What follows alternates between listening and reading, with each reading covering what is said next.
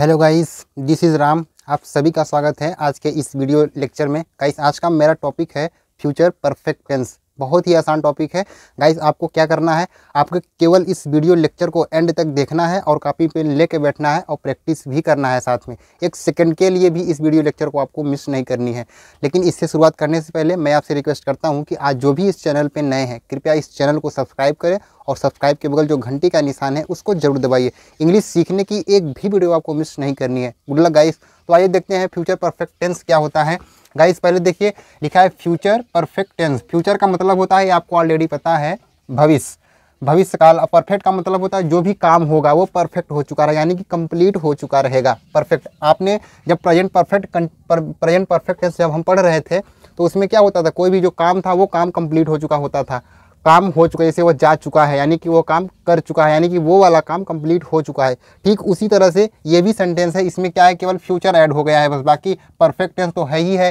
पर अब इसमें पहचान क्या होती है, आपको पहले पहचानना है एक सेंटेंस की पहचान क्या होती है। देखिए, फ्यूचर परफेक्ट टेंस, इसमें पहचान क्या होती है, मुख्य क्रिया। ये आपको पता है कि मुख्य क्रिया क्या होती है, यानी कि मेन वर्ब।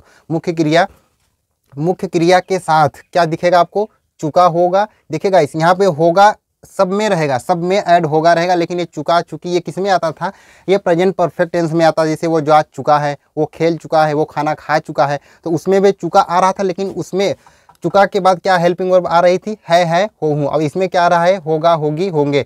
होगा होगी होंगे के लिए हम किसका यूज़ करते हैं, हेल्पिंग वर्ब विल बी का यूज़ करते हैं।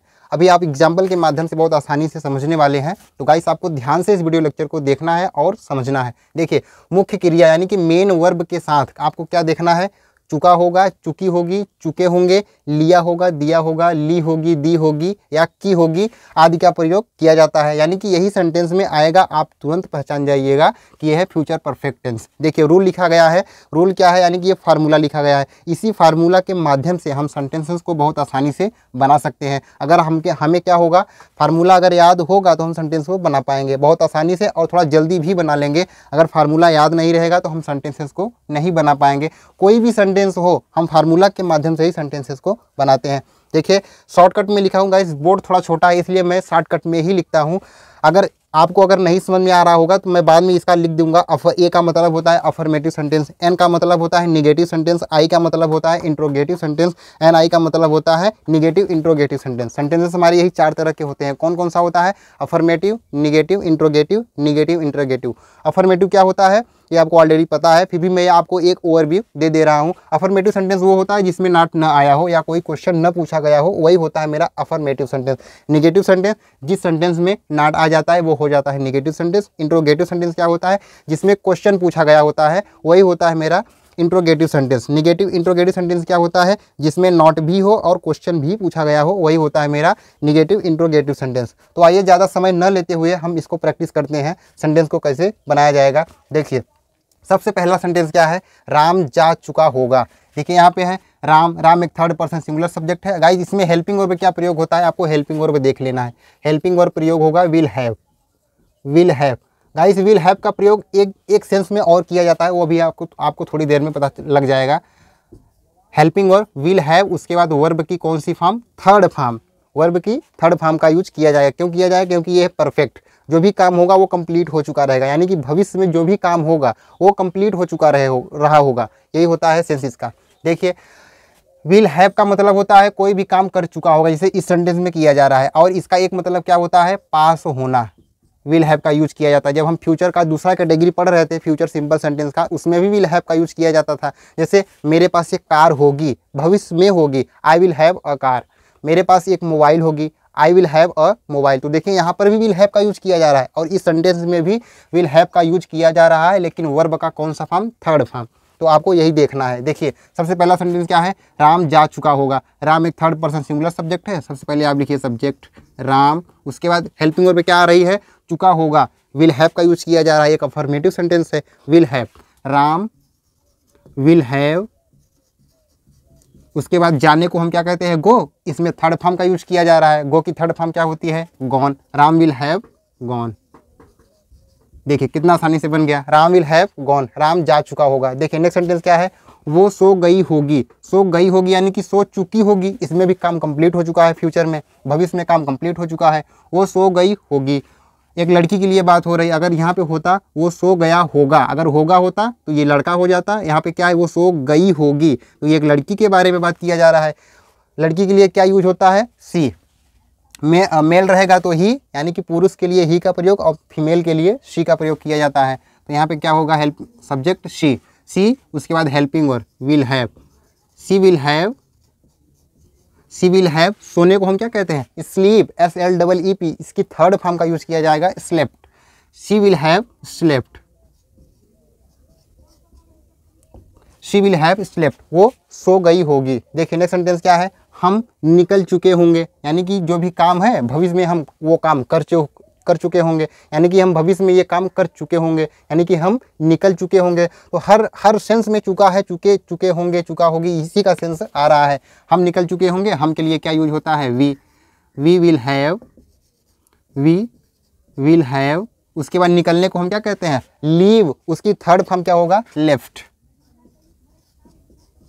वी विल हैव लेफ्ट, हम निकल चुके होंगे। इस या तो इस तरह से हो चुका होता, हम निकल गए होंगे, यानी कि निकल चुके होंगे, गए होंगे या गई होगी, सेंस इसी का आता है, चुका होगा, चुकी होंगी का। वी विल हैव लेफ्ट, हम निकल चुके होंगे। देखिए नेक्स्ट सेंटेंस क्या है, क्या वो खेल चुका होगा। अब ये इंपॉर्टेंट है, ऐसे आपको ध्यान से देखना है। इस सेंटेंस को मैं कई बार बता चुका हूँ, जो भी वीडियो लेक्चर में बताया हूँ उसमें कई बार ये बताया गया है कि किसी सेंटेंस में अगर सबसे पहले क्या आ रहा है तो उसकी इंग्लिश नहीं लिखी जाएगी, सेंटेंस के हिसाब से सबसे पहले हेल्पिंग वर्ब आएगी। और इस टेंस में हेल्पिंग वर्ब क्या आ रही है, विल हैव।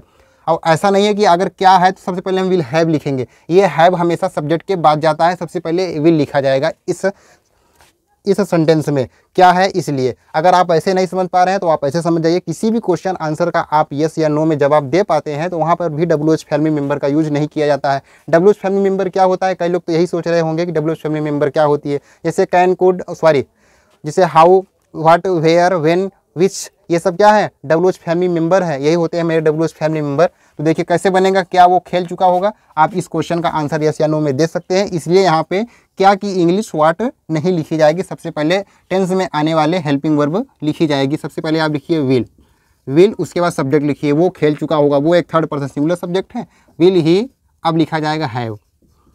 यही है इंट्रोगेटिव सेंटेंस, ये वाला WH फैमिली मेंबर हट गया है। विल ही हैव, उसके बाद खेलने को हम कहते हैं प्ले, उसकी third form will he have played, will he have played, क्या वो खेल चुका होगा। अब देखिए यहाँ पे क्या है, वो क्या खेल चुका होगा। अब यहाँ पे देखिए सेंटेंस के बीच में क्या आया है, इसलिए यहाँ पे WH फैमिली मेंबर का यूज किया जाएगा, यानी कि इस सेंटेंस में व्हाट का यूज किया जाएगा और यहाँ पे नहीं किया जाएगा। अब आप ये बताइए, इस क्वेश्चन का आंसर यस या नो में नहीं दे पाएंगे, यानी कि आपको इस सेंटेंस का पूरा मतलब ही बताना पड़ेगा, तो यहाँ पे WH फैमिली मेंबर का यूज किया जाएगा।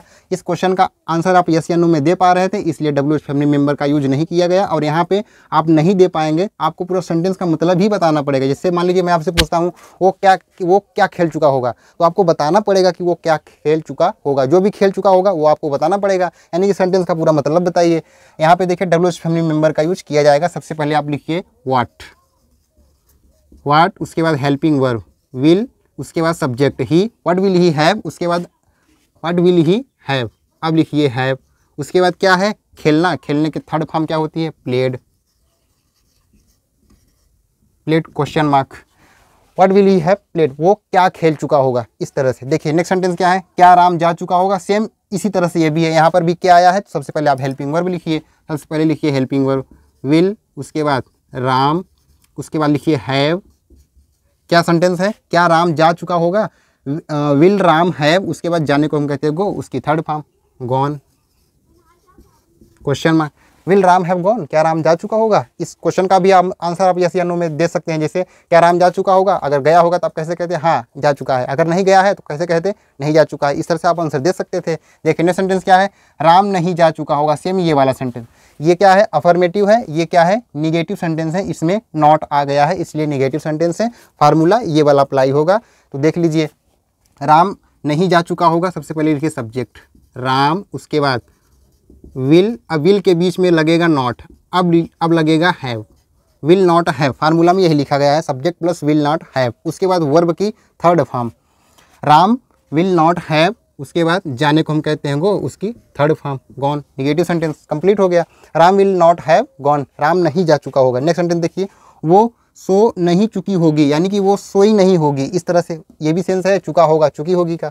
वो नहीं सोई होगी, ये है अफर्मेटिव सेंटेंस। वो सो गई है, क्या हो गया sentence? She will have slept, वो सो गई होगी। यहाँ पे क्या है? वो सोई नहीं होगी। इस तरह से सेंटेंस देखिए निगेटिव है, बस केवल नॉट लग जाएगा। बस वो नहीं सोई होगी, लड़की के लिए बात किया जा रहा है, सी का प्रयोग किया जाएगा। शी विल नॉट हैव, सोने को हम कहते हैं स्लीप, उसकी third form slept. She will not have slept, वो सोई नहीं होगी, या वो सो नहीं चुकी होगी। इस तरह देख कितना आसानी से सेंटेंस बन गया। गाइस अभी हमें करना क्या है, अभी हम कुछ इसका एग्जांपल भी लाएंगे। जब हम एक्सरसाइज करेंगे तो कुछ सेंटेंसेस और बढ़ा के लिख देंगे। केवल मैं आपको समझाने के लिए बताया हूँ कि सेंटेंस की पहचान क्या होती है, तो आप ध्यान से देखिए और समझने की कोशिश ज़्यादा करिए। अब आप तो ये समझ गए कि विल का प्रयोग दो सेंस में किया जाता है। जैसे पहला हो गया टेंस में, जैसे इसमें यूज किया जा रहा है विल हैव का प्रयोग। और एक सेंस में कब किया जाता है? जब पास होगा, कोई चीज़, कोई भी वस्तु हमारे पास होगी, तो वहाँ पर भी हम विल हैव का यूज करते हैं। जैसे मेरे पास एक मार्कर होगा, I will have a marker. उसके पास एक मार्कर होगा, he will have a marker. उसके पास एक मार्कर नहीं होगा, he will not have a marker. इस तरह से तो वहाँ पर भी देखिए विल हैव का यूज किया जा रहा है, और सेंटेंस में भी फ्यूचर परफेक्ट टेंस में भी विल हैव का यूज किया जा रहा है। तो आप अगर नहीं समझ पा रहे हैं तो आप इस तरह समझिए, वो परफेक्ट का मतलब होता है कोई चीज़ में परफेक्ट कंप्लीट हो चुका है, तो आप इससे समझ जाइए परफेक्ट टेंस है।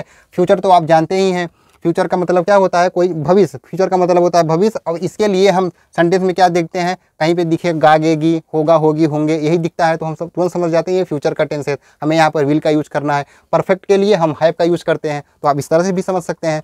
तो गाइस मुझे उम्मीद है कि ये वीडियो लेक्चर आपको पसंद आया है। अगर पसंद आया हो तो लाइक करिए, शेयर करिए, और किसी भी चीज़ में गाइस आपको डाउट लग रहा है तो आप बेझिझक कमेंट करके हमसे पूछ सकते हैं कि सर हमें ये चीज़ नहीं समझ में आ रही है, तो मैं एक सेपरेट वीडियो लेक्चर में सब कुछ कंप्लीट कर दूंगा। अभी गाइस हमें बहुत लंबा जाना है, क्योंकि अभी हम छोटे छोटे सेंटेंस इसलिए बना रहे हैं, हमें प्रैक्टिस भी आगे करनी है, इसलिए बता रहा हूँ छोटा छोटा सेंटेंस कि देखिए आप सेंटेंस बनता कैसे है, सेंटेंस को फॉर्म कैसे किया जाता है। सबसे इंपॉर्टेंट टेंस में क्या होता है? यही होती है रूल, फार्मूला आपको याद करना पड़ेगा। अगर आपको फार्मूला नहीं याद रहेगा तो आप सेंटेंस को सही बना ही नहीं पाएंगे। तो मुझे उम्मीद है कि ये वीडियो लेक्चर आपको पसंद आया है। पसंद आया तो लाइक करिए, शेयर करिए, और सभी स्टूडेंट के पास इस वीडियो लेक्चर को शेयर करिए। मिलते हैं नेक्स्ट वीडियो में। Thank you so much for watching this video. See you in the next video. Take care and good bye.